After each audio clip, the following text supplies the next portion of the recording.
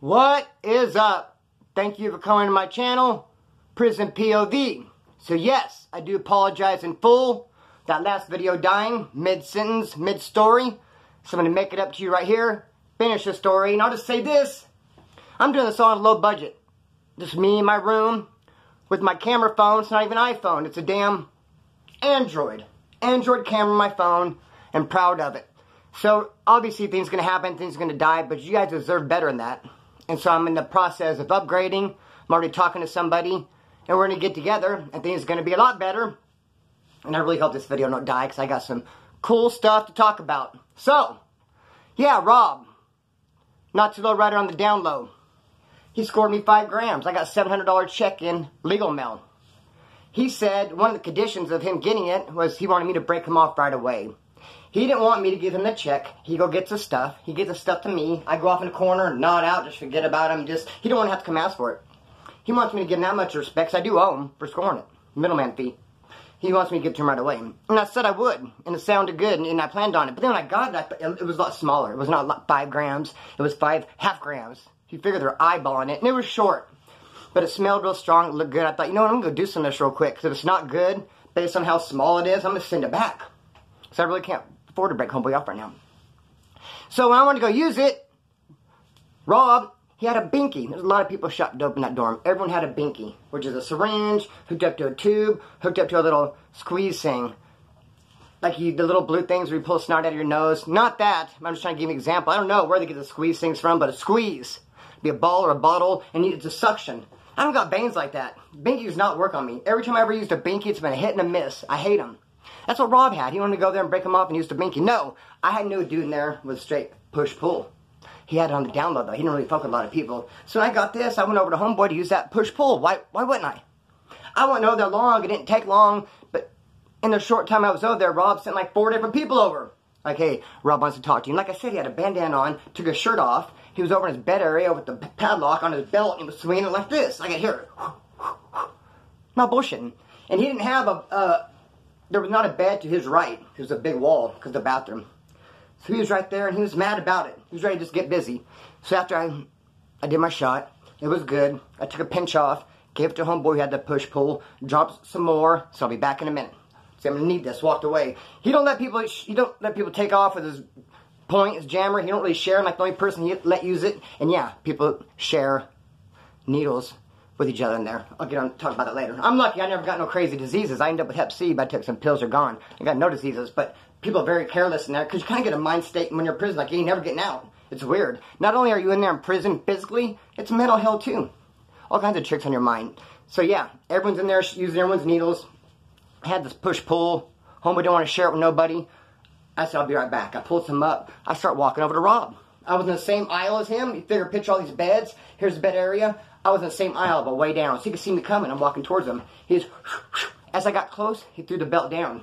And he kind of got his dukes up. And as I got a little closer, he even started bouncing on his toes a little bit. He was going to swing out as soon as I got into swinging distance. But before I got there, before I got into swinging distance, I showed him the syringe. I say, homeboy, here, do this. He melted. Of course he did. As soon as he saw that syringe in my hand, homeboy, this is all you. And I threw it to him. He grabbed, oh, okay, brother. Thank you. Good looking out, brother. We were all cool. We're best friends then. I've seen it happen a million times. People get pissed when you go. They don't know when you're going to come back. But when you show up, hey, it's all love. Hey, homeboy, here you go. This is all you. He took it and did it. Everything was gravy. Not too long after that, we were cool friends. Not too long after that, and I broke him off his little piece, his finder's fee. Not too long after that, I ended up removing the dude, I've talked about this before, who I didn't like, the fireman, who had the keys to the building from Kern County Taft, got a kite from the hold, ended up removing him with a sock and a lock. He's supposed to get jumped. The 2 Kern County Bakersfield homeboys that were there with me in the dorm did not want to jump him. They were trying to write kites, getting it squashed. They were like on that Captain Squashy type shit. Hey, I had to handle it. The fucking kite was from the hole made out to me. So he was getting done regardless. So I do it by myself. They didn't want to help me. I went and told Rob, just had one piece in the house. Big old riot just happened, remember? The white boys only had one knife. I said, slide that. I'm going to go handle this. He said, nope, I can't give you the last knife. Use a socket lock. So I did that. He's gone. He's in the hole. And the reason why he got handled is because he did not participate in the riot. So trip on this. There's another dude. This dude's straight knack. Met him in county jail in D-Pod. Said he was a lowrider. Said he did 10 years in the Corcoran Shoe. Didn't have a tattoo on him. Not a tattoo one. He'd say, I'm from that 3-letter gang. I'm that 3-letter gang. He's not on my lockout. He's not on my lockout. He figured we're pre-child, D-pod. There's 8 cells up top tier, 8 cells bottom tier, I believe. Could be 10-10. I believe it's 8 cells top, 8 cells bottom. That's 8 up, huh? Anyways, they only let 4 out at a time. He's not on my unlock. We don't get to do day room together. But when he would get out, he would come to my cell and talk to me. I would never go talk to him. He'd say, yeah, man, I own a transmission shop out there. Next day he came by, we're talking, I own a brake shop. I said, I thought you said transmission. He goes, well, we do transmissions and brakes. I thought you were a fucking slick dude, man. I didn't fuck with him. I fed him with the long spoon, as they say. Anyways, I'm on my unlock. There's 3 other Southsiders and me. That's it. Other people were at court. There's just 3 Southsiders. And one of them just came down from prison. He was in prison. He got released. And they arrested him on a warrant. Brought him back down to Kern County. He just done a big old fat prison sentence. He's in there trying to push the hard line. Hardcore politics. So that 3-letter gang, Knackful, was living with the Southsider. They scored some meth. Southsider dumped that on a table. The 3-letter gang full snorted it all up. The dude's like, what the hell? He's like, oh, I thought that was mine. I thought you just gave me mine. He goes, no, that was all of it. The dude's like, sorry. Southsider takes off on. They start fighting. Boop, boop, boop, boop, boop. You can hear it. Hey, but the Southsiders have a policy. If one fights, they all fight. So what do you think happens with 3 Southsiders? They start rushing me. I was walking laps. They were sitting at a table. As soon as they heard that, they knew a white Southsider was in there. They got up and they did this number. They're like all on me. And I was like, whoa, whoa, shit. But then the dude in the cell said, hey, no, leave Splinter alone. It's a one-on-one. It's a one-on-one. Don't fuck with Splinter. Because he could hear their footsteps. He knew they were coming after me. I don't got that coming. And then dude me. But politics as they are. He said leave him alone. So they backed off a little bit. But I don't think they wanted to. I think they're plotting on me like, fuck him, let's get him anyway. Then I seen him over by the stairs, messing with stuff, where weapons are. I was doing my laps. I walked over and said, guys, it's just me out here. Bring out the knives and razors and shit. What the fuck? I don't have nothing to do with this. Be that as a man. They got in the fight. 3-letter gang calls me over. Hey, Splinter, come. He goes, hey, dude, I gotta get it out of the cell. He goes, tell the cops I need to get out of here. And there was a cell next to him with a white dude in it. He said he wanted to go over there. He goes, I can't live with this dude no more. And they kept fighting. They would fight and stop. Fight and stop. And 3-letter gang was getting his ass beat. This Southside dude was a bouncer. Every single dude I've ever met in prison or county jail said there was a bouncer. Was like a dick. You know, I'm a bouncer.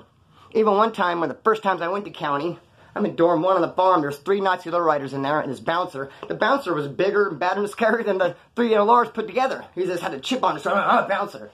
Bouncers are kind of like mean, I guess. I don't really know. Anyway, this dude, this bouncer, Southsiders, put tips all over him. Dude's like, I gotta get out of here. He's telling me, go tell the cops I need to get out of this cell. They put me in a cell next door. I said, I don't talk to cops, homie.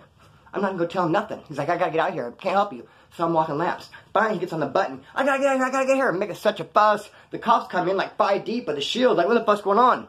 Crack the door and he's like, look, I cannot stay in here no more. Me and this dude are arguing. You didn't have to get me out of here. It's gonna get crazy. You have to put me in the cell. So they did. They took him out, did a bed move sheet, put him into the white dude's cell next to his. But guess what? That's a roll up. It's rolled up. You can never change. You can never go to the cops about a bed move. If you want a bed move, you do it yourself. Go through the homeboys, or you don't move. You never go to the cops. Excuse me, I need to, move over here. Even if it's peaceful. Even if you love your cell and everything. Well, I guess, no. If it's peaceful and you do it right, and, you want to get out of your cell, I guess you can go through cops, do a bed move. But not in that situation where you're rolling up, getting away from a fight. Like, I gotta get out of here. No. That's what he did. That's what he did, though. So they're plotting on him. They want his cellie to whack him, hit him. But he's like, no, what are you guys talking about? I don't really know. He's like a youngster type kid. That's why the dude picked him to move in with. I ended up going to Wasco. I don't know nothing about it. I don't know what happened after that. I know they were trying to get dude hit. But I do know this. Like a year later, I'm at Wasco AR, reception, talking to somebody. He's telling me the lame dude, the knack from Soledad, who I removed with a sock in the lock for not participating without the keys, him and 3-letter gang were on the farm, the Mel Minimum, running it, all high power, pushing the hard line, having people smashed for hardly nothing, just running it, have the keys together, and just run it all high power like level 4. I was like, man, I would have loved to show up out there. I'd have pulled their covers, exposed them, been like, dude, you rolled it up, they wanted you, I don't know why you're still here, haven't got hit yet, and you know, I got you a Soledad, bull. So yeah, that's just crazy. Think about that. Sometimes you encounter somebody who has the keys and stuff, you don't know what their past is like. A lot of people want the keys if they got smut. Because think about it, if you have the keys to the building and you have smut, people want you, and someone sees you, oh, homeboy's over there in H2. They start shooting kites in there. Hey, get homeboy. But if you have the keys, you're getting the kites. Get homeboy, huh? Flush those. Be that as it may. So, what else was I going to say, man? Okay, I get out. I'm on the streets. Hotter than fish grease. Hot. The time before I was out, I stabbed somebody. Went in, got out 2 months later, absconded from the gate. They don't know where I'm at. All they know is last time I was out, I poked somebody. It elevates your status as far as the cops are concerned, because they realize you're going to do a little bit more. You're doing extra. You're doing way too much at that point. So, they start raiding every spot. Every place I have, the cops are hitting. And not only that, people are telling on me. I don't want to get the story messed up. For instance, this Featherwood chick, she's supposed to be all high power, some tough, did a bunch of prison time, with the business, tattoo on her neck even, came highly, what's the word I'm looking for? Fuck, man. Everything was flowing so perfectly and I had to mess up. She came highly recommended.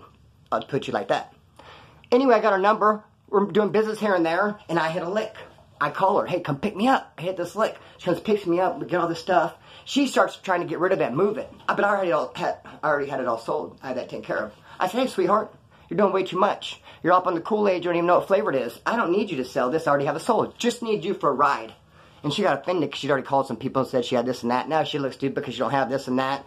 And it's like her house, the cards is collapsing. If you need a ride, let's just give you a ride now. So she took it to one of my last spots that I had. And then the day or two later gets raided. And it had to be her because she's one of the only people that took over there. Stupid. I don't know why she went and think that I would know it was her. Dumb. But that spot gets raided. Then my Uncle Freddy's spot gets raided. I had not even been to Freddy's for a while. That was one of my main spots. Somehow they go looking for me over there. Freddy has a little warrant for like he ran a red light and didn't go to court or some bullshit. So he's drinking a beer in his living room. Sees the cops come rushing up. His front door is open. He goes running to the back and he sets his beer down on a dresser and he runs out back and he jumps a fence. And he's looking through a hole in the fence. All the cops just come in. They come in, they see that cold beer. They try by the attic access by his closet. They think I'm up there. Christopher, we know you're up there. They literally call my mom. Have my mom show up. She's crying, Chris, come out of the attic. They're going to send a dog up there. Please come down. Look, I'm scared of fucking death of rats. You're never going to catch me in the attic. I don't give a fizzuck. Matter of fact, I was having problems with my AC. And I had to call AC guy out. And he went up in the attic. He said, you have a little bit of rodent problem. You need to go set some traps. I'm like, I'll get right on that. Haven't done it yet. I need to, but yeah, man. Hey, I always say, if you want to rob me, don't show up with a gun. Not that I have anything to take. But if I was powerballing and you wanted to rob me, just come with a couple rats in your hand like this. Speaking of powerballing, I hope I don't get sidetracked. What was I talking about? Oh yeah, house is getting raided. My homeboy Aaron Hitchcock. Damn it! I'm sidetracked already. Fuck it. Aaron Hitchcock, my homeboy, he bought me this. I was supposed to say it in front of the video. And I don't say this to front him off and make it look bad, homeboy. I say this to build you up. I remember that fool walking around with big red tracks marks, both sides of his neck, flip-flops, straight shower shoes, pants that didn't fit him, just looking funky, walking around the streets of Rosedale. Someone would have asked, hey, think he's going to make it? I would have said no. But hey, I've looked rough before too. He could tell you stories. And if people have asked him if I'd make it, he'd say no. But you know what? He made it like big time. He's powerballing right now on several levels. Send me this. He's doing big things. And that goes to show, man, my boy Aaron could pull stuff out of the gutter and make it and get off dope and do big things. If I can, fuck all the haters that think I'm on meth. I ain't done that shit for years. I'm going to school. I'm getting ready to do big things. I've done way over a decade in the pen. I didn't think I ever had a hope, man. I used to be the type I get out and just scound right away. I don't really care about tomorrow. I do not care about consequences one bit. Be that as it may. So, house is getting raided. Uncle Freddy's house getting raided. Even the tattoo shop I'd go stay at. I'd go stay there and they pranked me. I was going to go there for the night. I'd lock it up. They'd let me stay in there. And they all planned like, oh, no, there's the cops. There they are. And I was like, whoa. And they had me go hide back in the closet. They pranked me. No one there. And I came out of the closet. Like, hey, but on the real, cops haven't come looking for you. And why the fuck do I keep pulling my shorts down? Cops do come, have been looking for you. Maybe you shouldn't show up here anymore, homeboy. So I was like, damn, I really had nowhere else to go. All my spots. And they're looking for me. My connect didn't really want to meet me. And I'm starting on a plaque. I got to meet him every day. So I went to, I remember my homeboy. He had a mom that was living in a motel. Somehow I met him, I bumped into him somehow. He's like, oh, yeah, my mom's staying over here. Or I went over there and she told me that's what it was. I went over there somehow and she's like, my son is so-and-so. I was like, yeah, I know him. He's a good friend of mine. I was in a pen with him. I was doing a violation. He tried leaving the kitchen with a sandwich. The cop caught him when he was leaving, tried to take the sandwich away. Homeboy beat the cop up, went and did term in the cork and shoe.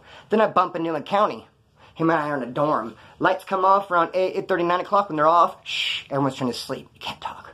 You could talk like this. I've been joking. Him and one other dude were in the corner, like, talking. Man, we'd laugh, and shh, wait, homeboy, yeah. And then, dude, he did what? Oh, fuck up, shh. We were doing that type of shit. The Southsider in the corner, I guess we woke him up. Instead of saying, hey, can you guys be quiet? He fucking, you guys want to fucking party? Let's get out and party. We're like, K-Way? Like, Spencer? Yeah, and everyone got up. All Southsiders, all Woods, put their shoes up, standing up, grouping, like, what's going on here? He's like, yeah, they're all loud, blah, blah. He went to tell me, he said, why didn't you just ask them politely to be quiet? He's like, fuck this party, because he didn't have the fucking huevos. He didn't have the balls to say, hey, shh, can you guys please be quiet? And not shush us, but I mean, can you guys please be quiet? I mean, I don't know. He did that. It got resolved, but that's the homie. I knew his mom lived over there, so I went over there. He happened to show up. It's like, oh, what's up, fool? What's up, dog? Comes in a badass car, brand new, boom, boom, boom, booming. Big old sack, wad of cash. What's up, Slim? What's up, homeboy? I'm not doing good, dog. All my fucking spots are shut down. Cops looking at me tough. He's like, let's roll. We roll, we bounce out. I'm talking fast. I'm so scared this motherfucker's gonna die on us. We go to this motel. He's like, I got a parole officer in the motel smoking dope. I've been selling him dope. He's all sprung out and shit, staying in this motel. I was like, what? We go to the motel. I meet this parole officer. Smoke dope with him and shit. He tells me he's an alcoholic trying to quit doing alcohol. I tell him I'm a heroin addict trying to get doing the heroin. He gave me his number. Back then I used to wear like wristbands. So I took his number, put it in the wristbands where I'd hide dope.